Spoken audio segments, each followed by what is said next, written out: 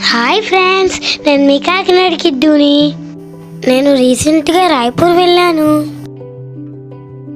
నా రాయ్పూర్ టూర్ మొత్తం బ్లాగ్ చేసి యూట్యూబ్లో పెట్టాను. దాని లింక్ డిస్క్రిప్షన్లో ఇస్తున్నాను.